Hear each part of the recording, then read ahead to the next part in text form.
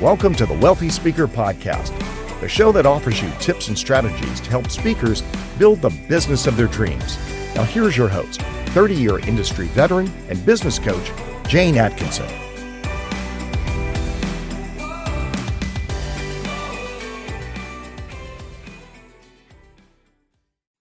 Well, welcome everyone to the Wealthy Speaker Podcast. Today we are talking about making a scene, a new book by my friend Mike Ganino. Welcome back to the show, Mike. Thank you so much for having me back. It's always a good day when I get to speak with Jane Atkinson. Oh, love ya. Congratulations on this new book. You're having terrific results with it. Tell everybody both the title and the subtitle, because that's important. The title is Make a Scene, and the subtitle is Storytelling, Stage Presence, and the Art of Being Unforgettable in Every Spotlight. I love that. And so what prompted this book? You've written other books before. What was this one all about? I think it's one of those, probably much like you did with The Wealthy Speaker. You say, gosh, I just keep saying the same thing all the time. Over and over. I should codify this somewhere so there's a place that I can send people who can't work with me. And I just wanted there to be, in the realm of public speaking books, there's, so many things from like very corporate, how to give presentations, to business books like yours around how do you actually build a great business. And even your book on the Epic Keynote, how to write the actual keynote. And I wanted something that did something different than a lot of the great books out there. And so for me, having a book that really focused on the storytelling aspect and the stage presence, the pieces of what is all that platform skills that we bring as speakers, and how could we make new choices, and what could we bridge from, a lot of my 20s I spent as an actor and a writer and a director doing comedy and sketch and one-person shows in Chicago. And so I thought, what can I bring from that world over to the speakers? And so many of the speakers that I've watched, and I mean, frankly, probably have been coached and helped by you. I wanted to also help people understand when someone is doing something on stage, what is that doing to the audience? Yeah. How can we learn from performance to understand those techniques? And so that's where the book came from. And I think that the combination, it's just a level of intention that you're delivering when you're speaking. It's one thing to give a great presentation, but then to give a great performance is kind of a new level of it. Now, before we dive into it, tell everybody kind of your business, like mine, has evolved and grown and changed and shifted over the years. Tell everybody what your day-to-day looks like now. What's your business model? Just because we want to be able to send people to you for the right things. Yeah. And I also just want to highlight here, way back in 2014, I think it was, you were the very first coach I hired in this space. And we did a call, which is what got me running. And I mean, really just took the training wheels off much faster. I've done lots of business things. I've sold restaurant companies. I've done private equity. I would have figured it out. I figured it out much faster because I hired the best, and I got to work with you very early, and you helped me really, pick the lane, get focused, and that really got me off and running back when I was a speaker in the hospitality space. So and what I knew you for back then is not really what you're doing today. So what is your business look like today? Yeah, these days I do primarily like three things. I've got lower lift courses people can take focused on all kinds of things, how to write a stellar intro and bio for yourself. So the stage introduction, the bio, little mini course people can take. I've got workshops on the lights, camera, soundbite, which is about how to manage those media moments. If you get invited to a podcast or a TV show, how do you tell the story there? And so those are little bite-sized pieces people can do on their own. I've got experiences. So people come together in groups of 5 or 6 here in LA. We have immersions, or New York. And we work on, sometimes it's like keynote weekend, and we're just working on a keynote. Sometimes it's stories, and then also VIP days. So I work with people one-on-one. And these are typically people who are in that, they're getting paid pretty well. They're speaking a lot, and they're ready to take it to the next level. To level up. Yes. Yeah. Okay. So that's how I break it up. So did you end up purchasing a place or getting a place in New York so that you could truly be bi-coastal? We are almost ready to sign the lease for a Ooh. place in Chelsea, gorgeous Ooh. space that's in a gorgeous building, a historic building, a very historic building, and it's got gorgeous public spaces so we can work together in the studio and then go down and take a walk in the gardens. So Oh, very close to the High Line, close to the train station. So yeah, it's coming up soon. oh, that sounds amazing. And as I told you on Facebook, Kendra Hall had done the same thing. She was Phoenix based and then she moved. And I don't know if she's still there or not. I haven't talked to her for a little while. So that's pretty cool thing to be able to do. And I mean, look at the lifestyle that you've created for yourself. Those are just dreams come true for people. So I love that. Okay. Let us dive into the whole idea of making a scene. The biggest misconception about public speaking and stage presence is That there's that they're not tied together. That public speaking and how you show up, how you move, how you use your voice are different things. They are one thing. And if you're getting in front of people, even on camera, but certainly on stage, whether you are making conscious choices with what you're doing with your platform skills, they are saying something. Either way. That's interesting. So I think really having your inside and outside match is the key. I remember one guy who was maybe like a little bit psychic or something in that genre say to me, this was probably 25 years ago, maybe longer. He said, I've never seen anyone try so hard to be invisible in a room full of people. And that was my MO. Like I was the behind the scenes person. Yeah. Yes, I would get up and speak in front of audiences, but I was kind of really considered myself more the behind the scenes person. And I think you have to line up who you are and who you're going to be inside and out. Is there a mindset piece to this? Oh, absolutely, because it's impossible for you to go out and have the impact you want to have on the audience if you aren't intentional about what that is and how this vessel through your voice, through your movement, Yes. those choices that we make always communicate something. And so if we're not aligned, Yes. it's still communicating something just like yours was. You were probably Not there. what you want. It's Yes. not the message you want to send. Yeah. Oh, that's so important. Okay, well, we went down a rabbit hole there that I was wasn't expecting.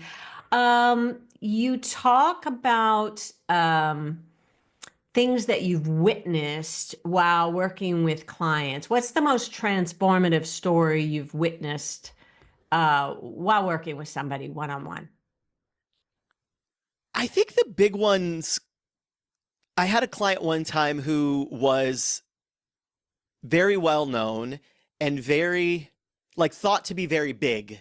Like this is a big person on stage. You know those people where it's like, oh, it's maverick energy. It's coach energy. Very Yeah. big person, very well known. And what I kept seeing was someone who was scared to be seen.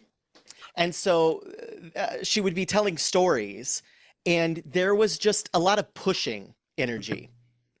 And to an audience, it felt exciting because it was just like smacking their central nervous system and getting them riled up. But there was a real lack of intimacy. Oh, The eye contact was a little too fast for me to say, oh, she's not actually connecting with people. okay. This room could be any room. And so for her, there was this feeling all the time of, even though she was big and on stage and like delivering in like arenas too, Yes. like Kendra Hall level arena kind of Which vibe. takes something big, let me tell you, to command an Yes. audience in an arena is a whole level of know-how. Yeah. And talk about having to be aligned. Like your energy is radiating from you, but then you're also on the screen. Wow. And so then all those little facial, it's almost like you're a Broadway actor and a TV actor at the same time. And Wow. so any little doubt, any little place where you're faking it can show up really. And the audience doesn't always know why. And so Right. this person came to me because they said, I feel like there's something missing. I'm Something's doing this wrong. over and over, and I walk off stage and it's like, okay. And for me, I watched a couple of videos and I was like, oh, it's intimacy. You're Mhm. telling these stories of your life, but you don't even connect to the story. It's what happened and the dialogue, but you are not actually connecting to what you're saying. And so there's a lack of intimacy there. And so we really worked on, some of it was content. We worked a little bit on content too. There's four things that can happen in a story: what happened, and what you said, and what they said. Usually Right. that's the depth people go to. But what takes a story and makes it intimate is the interiority. Interiority comes from the next two pieces, which are, what was your inner monologue? What were you saying to yourself? That's where we Mm. can increase the stakes. Increasing the stakes makes the audience feel for you and themselves. So Yes. the inner monologue, what you thought, and then also what you were feeling. What were you worried about? What were you Yeah. thinking? And even in her content, that part was missing a little bit. Mm-hmm. And then in the delivery, the eye contact, while it would have got a passing grade from most like public speaking coaches, I Mm-hmm. could see the lack of actual connection. I always say with eye contact, what you want to do is hold it long enough that you see the other person's face I, change. I see you. Yeah. I You see that you that landed. yeah. Yeah. And most people don't hold it that long. They Okay. look at everyone, and it's almost like we're collecting, I checked the box of eye contact versus, gosh, I Yeah. really stayed with you until it landed. Yes.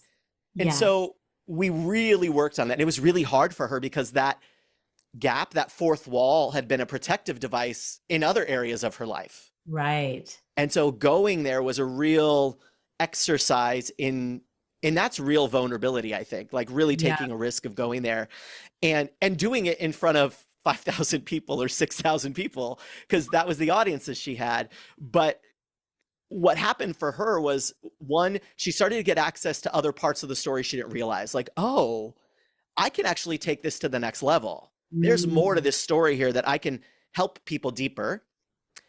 And then she started to actually enjoy and felt like, oh, I remember being in, Des Moines. I remember being in Cancun now at that event Right. versus, I don't know, it was a list of places I've been and spoke to. Yeah. Blah, blah, blah. Yeah. Uh, a part of that is about getting to a different level of vulnerability with your audiences. So let's talk about that for a minute, because when you get to the feeling, do you find that people, especially during, say, difficult stories, that people like pop up out of the muck too quickly? They don't want to languish in it too long because, oh, that will make the audience feel uncomfortable. So talk about, where's the line so that you don't make, it's not a therapy session for you. We definitely want to make sure that people are, somebody says you're talking about the scars, not the wound. Have you heard that before? Yeah. Like it needs to be healed, whatever you're talking about. Um, yeah, so to speak to the level of vulnerability people can be, and how long do you wallow in it? I think there's an element when we actually go into like real storytelling Yes. that allows you to stay in it a little longer, especially if you focus on the, like, what was I thinking? What was my inner monologue there? Yeah. Because you're not just like describing some random emotion from afar, you're actually in it, walking the audience through it. So that Yeah. helps a little bit. But one of the things I say a lot, Jane, is the difference between vulnerability and like authenticity and Mm. transparency. Ah. We don't need to be transparent on stage. I had a client recently who's a CEO of a big brand, and he has a story about when he stopped drinking because of an alcohol related thing in his circle with someone he cared about. And he didn't want to name the relationship with this person because he's like, I don't know. And I said, well, it also isn't about whether that That, person was your cousin, your sister, your yeah. brother. Not The important. Not important. And even that, we all have very different relationships with those people. So that word itself doesn't mean anything. So take Right. out the title, because we don't need to be that transparent. Someone close to me, you can be Yeah. vague about it. This Someone that I thought, happened, and yeah, yeah. someone I thought my whole life that my job was to take care of them. Cool. We don't know who it could be, your best friend, could be a kid down the street. Yeah. So it's almost by being clearer that we can be more vulnerable. So we don't have to be transparent and say, it was my twin brother. We don't have Right. to be transparent, but we can say it was like someone who was almost like myself. It was Mm-hmm. like someone that every time I look in the mirror, this is the person I saw. Right. Someone that I always felt I'd be connected to forever, and I had to make this difficult decision. Great. Now, as an audience, we can also replace, because we may not have had that experience with our twin brother, but Right. we have had it with a friend, with a colleague. So now that story becomes ours too. And you We don't have can. to be transparent to be vulnerable. Okay. You don't have to be transparent to be vulnerable. Is there a line in the sand when it comes to being vulnerable? Where is it too far? Give me some examples of, oh boy, that train got out of control. I think it's too far when it is done, because the goal of story, and this is one of those pieces of like, yeah, it's a good heuristic, it's a good rule, but like we don't understand the rule, so it gets wrong all the time. People say the story isn't about you, it's about your audience. That's a good, Mhm. it makes sense, but I don't think a Right. lot of people understand how to put that into place because in the example I just used, the getting rid of the who specifically it was allows the audience to experience in themselves through their own lens of like, oh, I have someone like that in my life. Mhm.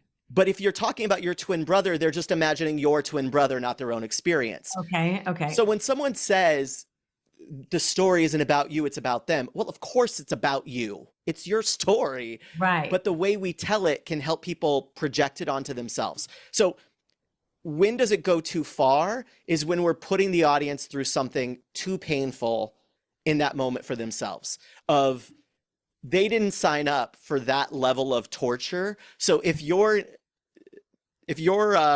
putting together crafting of the story is done so well that the audience is in actual agony out there themselves, then I think Mhm. you've gone too far. Okay. Making them feel too much is not the goal. Yeah, and making them feel, it's like you want them to feel the level of like, wow, gosh, that would tear me apart. I can't imagine if that was the person I cared about, what would I do?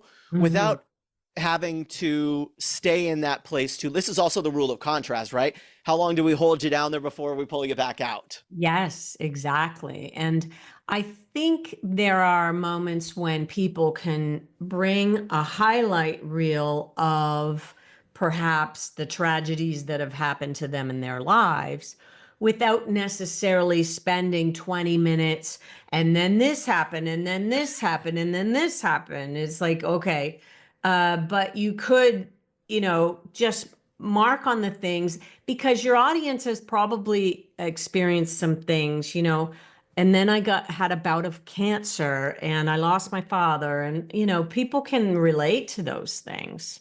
Yeah, and it's so often, this is the thing, like I was saying, those four pieces of a story Mm-hmm. are the thing that happened and what everyone said. Mm-hmm. The here's all the things that happened to me is really missing the story. That's just a chronology of facts. Right. It's the I always say there's a difference between the circumstance and the story. They are not the same thing. The circumstance is all the what happened. Yes, if you are a person who has been through the ringer, like Yeah. big time, deep, how do you choose what to share and what not to share? Yeah. I think it's looking, and this is where I see like a lot of people who are getting a lot of reps and making good money out there as speakers, the next Mm-hmm. story level place for them lies right here of, okay, I've been through a lot of stuff. I've had a lot of things happen. So I always say, great, those are all the circumstances. Yes. We have to find the story. The story is some place that takes us from here's how you started and here's Yeah. how you ended. Now, as we look at that and we say opening scene, closing scene, we need to decide only what goes in is the stuff that's meaningful and useful to the audience. And then on top of that, how do we present that? How are we going to pace it? How are we going to bring that to life? And a lot of times that's where there's a whole bunch of things that happened that don't need to be part of the story Right. because they're just the circumstances. Yes, yes. And I love it when we kind of in the writing, you might have heard this term, murder our darlings. When we, but that's a part of the story, and you've been hanging on to that part of the story because you've told it that way for so long. And the truth of the matter is the audience won't miss it. They don't Yeah. know. Yeah. And it may not be integral to the story anyway, so let it go. Okay, so your book is called Make a Scene. Is there a time when you did this in your own career? Oh my gosh, too many times, and sometimes in the wrong way. The idea of make a scene for me was twofold. One is like a call to action, like go say something, go take up space. We're literally physical beings on a physical planet with mass. You Mm, are here. Well, I mean, you actually do take up space. So take it up, make a scene, go do something if you care about it. And then secondly is it's always my storytelling advice. So many stories start in summary. It just they start off with like, oh yeah, when I was a kid, I was always the kind of kid who loved to go to school. Okay, that's not a story, that's a yeah. summary. A Yes. story would start on walking up on I could smell the erasers as I grabbed the door on my very first day. It's fourth grade and I can't wait to be cool. Now we get it. So for me, I think back to so many moments in my life when I had to choose to show up and to one, make a scene, like go after what I wanted, but Yeah. also how do you get people enrolled? And on page 17 of the book, which is meaningful because it's my grandma's birthday is on the 17th, every Oh, chapter begins with a quote from a celebrity. And so, okay. and we got Rita Moreno, we got all kinds of famous people. But on page 17, chapter 1, the quote is from my grandma, Linda Smith. Okay. And it says, say the truest thing you can think. Say the truest thing you can. And that came from when I was a junior in high school. I was raising money to go on this trip to DC. And I was raising money because we didn't have it. We didn't have the money for me to go. And so it was going around to like the Rotary Club and the Kiwanis and all the little civil community groups to ask for $100, $150 so I could afford this trip. And I was so nervous going into one of them. I was sitting in the Jeep with her and I was like, I didn't know what to say. I'm rubbing my hands on my legs. The sweat is wiping off. Thank God I had black pants on. And I said, I don't know. I'm going to say this and that and that. And she said, Mikey, that's what she called me, Mikey. She said, Mikey, just say the truest you can and that'll be enough.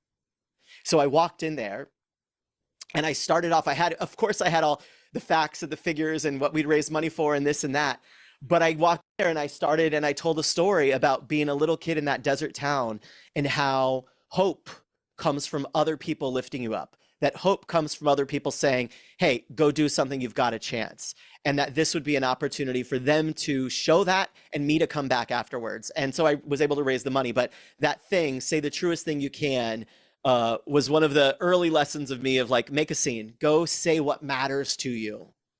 I love say the truest thing that you can. That is just, I love that. And I love that you quoted your grandma in the book. And you and I often are following pop culture. And just yesterday, and I know a lot of people have feelings about rich people going out into space, but Gail King and all of her girls who did the all female trip up in the rocket, they said, take up space, I think Yeah. was the words that they were saying once they were up there. What do you think that meant to them? What do you think they were talking about? Take up I, space. I think there was definitely probably a message there that they were trying to send to women and little girls around, one, obviously we're in space. So there's the fun play on words there because they were in Yes. space for 11 minutes. But I Yes. think also like it's okay to take up space. It's okay. Like you literally do take up space. So make it good, use it. And so Yeah. I think, again, however people feel about what was really happening and the value of it or whatever aside, I think Yes. there's definitely something cool about saying, okay, this is a cool idea. I'm going to take up some space. And that was something that I had to decide to do way back when I was still trying to be invisible. I had to like show up. I had to How did just that change the business for you? Did it shift? totally. Yeah. Yes. Yes. I was definitely playing small in the early days of my business. And I know based on a lot of things that I say. People think that I'm retiring and winding down. And the fact of the matter is, I'm just cherry picking. I'm doing all the things that I love to do, which is coaching. And we have a mastermind, and those are the things that we're doing. And so we're going all in on those. And I feel actually more re-engaged and alive in those things than I have for Yeah. quite some time, because I took a step back and Yeah. said, okay, you guys run this over here. I'm going to kind of sit over here and do my thing. And then when I came back to it, I was like, I felt alive again. So, Isn't that like, I feel like so often people talk about entrepreneurship and starting a business and what we do. And I think that that's the actual thing we're trying to do more often, is like get to the place where we get to choose. That's freedom. yes, Yeah. working 3 days a week. That is freedom. I remember reading, was it the 14-hour work? No, the the one The hour four work week? hour. 4-hour work week. Couldn't remember the title. That had a huge impact on me. Yeah. And I'm not that far from working the 4-hour work week. And that is just the most beautiful thing. You being bi-coastal. I love that. That's just so cool. What do you think is the most special thing about being in this profession? I really do think as speakers in general, I think there's a lot of people who would say, "Oh, like serving the audiences and getting to do this." I think the cool thing that we forget sometimes, and I hear this all the time through my clients who are speakers, what they're hearing from their audiences is there's a lot of, "I want to do what you're doing. I wish I could do what you're doing." And I think more speakers than give themselves credit for are inspiring people in that way of, wow, I could go create a thing I love. I could do what I love. And so sometimes we get on the platform and it could get a little like precious of like, I'm in service of the audience with the message and all of this lovely things. Like, great, true. But what I hear a lot, and what I hear from referral, like I get clients, Laura Gassner Otting or Aaron King are often sending me people that have said, I want to be like you. I want to do what you're doing. I Yeah. think speakers, more than we credit ourselves for, are inspiring people to make bold choices with how they lead. And regardless of the stuff we're teaching on stage, I think Yeah. how we show up is Yes. showing people how to show up. And I think more speakers should give themselves credit for that, because I it's think not an you easy life. I think you nailed it. I think you nailed it. How we show up is inspiring other people to show up and take up space. Yeah. I love Yeah. it. Make a scene. Make a scene, baby. Okay, so if we wanted to give people a takeaway tip that people can apply to improve their communications today, what would that be? Yeah. Obviously, you've heard from everyone and their mother and baby Jesus that we should be using stories. Story, story, story. Tell a story, use a story. That's out there. Right. Here's how you Correct. start a story. We need a location and we need a verb. We need action. We need you to do something. If you cannot add an ing to the end of a word, then you aren't doing it right. A story should start with some kind of action and a location, because that immediately makes it a story, because the audience then says, ooh, it's a story because I can see a school, a library, a car. You noticed earlier I did that with my grandma. Where was I? I was in the Jeep wiping my hands on my legs. So Yes. if you're a speaker out there, and even speakers at a high level, you want to take your story to the next level, look at that story. There's probably a whole bunch of description and helping us understand where you are. Immediately take us to a location and an action. That'll improve your storytelling tenfold immediately. I love that. I love that. Okay.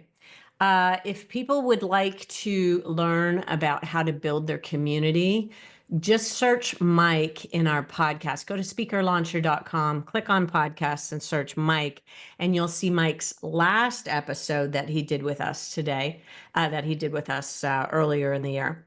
How should people how do you like for people to best connect with you? Are you a LinkedIn, an Instagram person? How do you like to be connected with?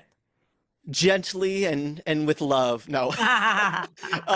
I'm easy to find. Once you can figure out how to spell Ganino, I'm the one that shows up, which is Ganino. So if you Okay. type in that, you'll find me. I love Instagram DMs. I love emails on my website, but Okay. I'll use Facebook messengers. I lose a lot, but Okay. DMs or Not LinkedIn Facebook. or Instagram, I'll find Okay, you. so, and Mike, is it MikeGanino.com? Yeah. Easy. Okay. Ganino. Well, I appreciate you coming back. Congratulations on making a scene with your book. That is what you did. You sold thousands of copies right out of the chute, and I followed you the whole week. I don't often keep tabs on people, but you do seem to come up in my stream a lot, and I'm always thrilled to see your success, Mike, and your takes on various things that go on in the world. I'm usually with you on a lot of these pop culture moments and following and seeing what's going on. So thank you so much for being here. I appreciate you. Thank you so much for having me. And again, 11 years ago, you changed my life with great advice. So however you're selling, whatever you're selling these days, people should get their cards and their time and get on your calendar whatever way they can, because you're the best of the best. Thank you for having me back. Thank you. And if you want to do that, write me, jane@speakerlauncher.com. We'll get you on my calendar. Thank you so much for listening today. And with that, we'll say, see you soon, multi-speakers. Bye for now, everyone.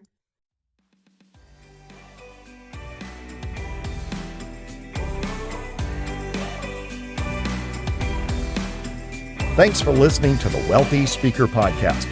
If you need help building the speaking business of your dreams, head over to wealthyspeakerschool.com and take advantage of our 20-minute next step call.